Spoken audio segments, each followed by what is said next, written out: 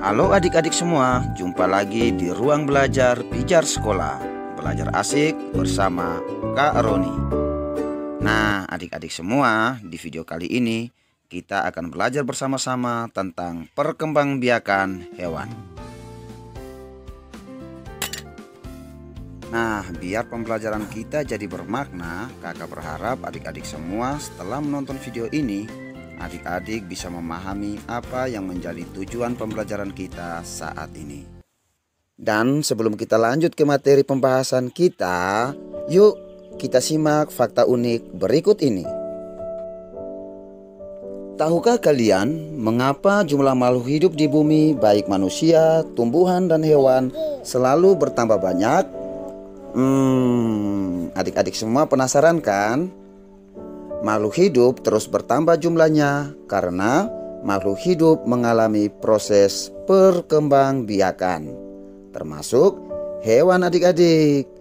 Dari 1 menjadi 2, dari 2 menjadi 4, dan menjadi banyak. Nah, salah satu ciri-ciri makhluk hidup adalah makhluk hidup dapat berkembang biak. Ciptaan Tuhan memang luar biasa ya adik-adik. Lalu bagaimana dengan proses perkembangbiakan pada hewan? Nah, mari kita simak video penjelasan berikut ini. Dari peta konsep yang ada dapat dijelaskan bahwa proses perkembangbiakan pada hewan dilakukan dengan 2 cara, yaitu secara generatif dan vegetatif. Secara generatif terbagi lagi menjadi 3, yaitu ovipar, vivipar, dan ovovivipar. Dan secara vegetatif terbagi juga ke dalam 3 cara, yaitu tunas, fragmentasi, dan membelah diri. Namun adik-adik semua, di video kali ini secara khusus kita hanya membahas tentang perkembangbiakan hewan secara generatif.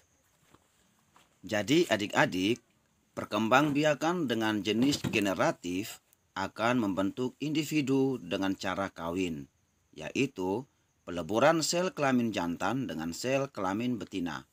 Atau secara singkat kita menyebutkan bahwa perkembangbiakan generatif adalah perkembangbiakan dengan cara kawin.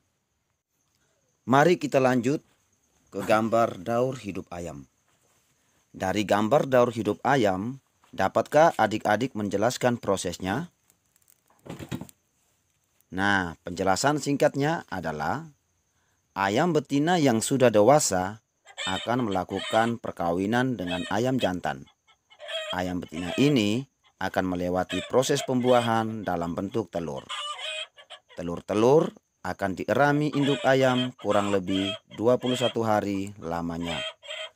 Telur yang dierami akan membentuk embrio baru, dan setelah 21 hari, telur ayam menetas dan terbentuklah individu baru, yaitu anak ayam. Nah, coba adik-adik bayangkan, jika yang dierami 10 butir telur, ada berapa anak ayam baru? Banyak kan? Itulah arti dari perkembangbiakan. Jadi perkembangbiakan berbeda sama pertumbuhan ya adik-adik. Setelah adik-adik memahami arti perkembangbiakan dan perkembangbiakan generatif, mari kita lanjut membahas tentang cara perkembangbiakan generatif. Perkembangbiakan generatif terbagi menjadi 3 cara. Cara yang pertama adalah dengan cara bertelur. Hewan yang berkembang biak dengan cara bertelur disebut ovipar. Contoh hewan ovipar adalah ayam, bebek, burung, dan katak. Cara yang kedua adalah dengan cara melahirkan. Hewan yang berkembang biak dengan cara melahirkan disebut vivipar. Contoh hewan vivipar seperti sapi, kambing, kuda, dan kucing. Yang ketiga adalah dengan cara bertelur dan melahirkan. Hewan yang berkembang biak dengan cara ini disebut ovovivipar. Contoh hewan ovovivipar adalah ular boa dan ular derik.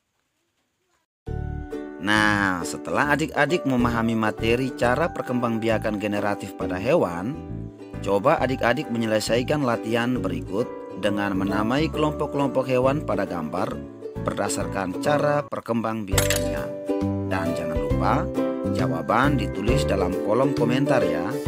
Selamat belajar dan sampai jumpa di video berikutnya.